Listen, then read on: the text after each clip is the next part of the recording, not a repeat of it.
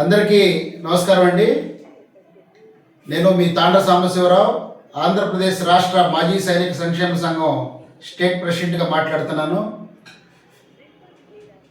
రేపు బాపట్ల పట్టణంలోని విజయలక్ష్మీపురం మాజీ సైనికుల కార్యాలయంలో మొట్టమొదటిసారి మాజీ సైనికుల కుటుంబ సభ్యులకు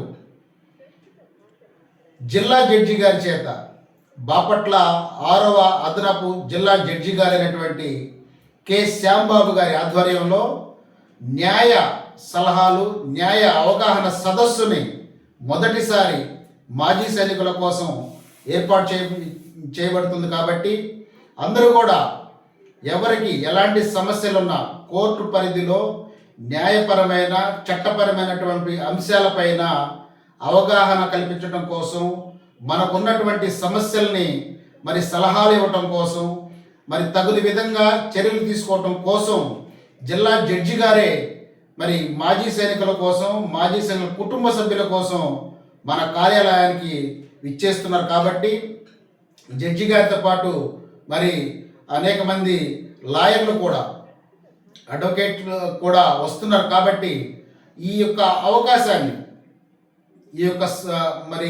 సద్వినియోగం చేసుకోవాలని చెప్పి మాజీ సైనికులను నేను కోరుతా ఉన్నాను. రేపు బాపట్ల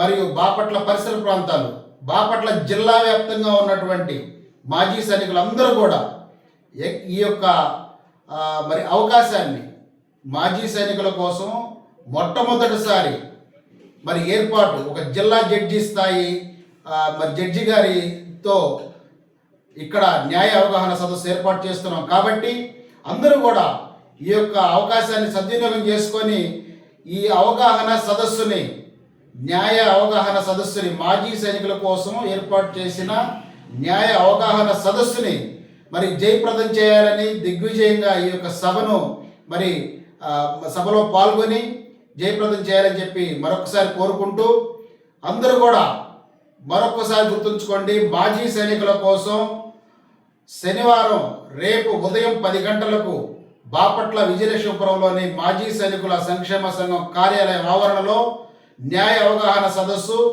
6వ అదనపు జిల్లా జడ్జి గారైనటువంటి కె శ్యాంబాబు గారి ఆధ్వర్యంలో జరుగుతుంది. కాబట్టి అందరూ పాల్గొని ఈ యొక్క న్యాయ అవగాహన సదస్సుని సద్వినియోగం చేసుకోవాలని చెప్పి కోరుతా ఉన్నాం.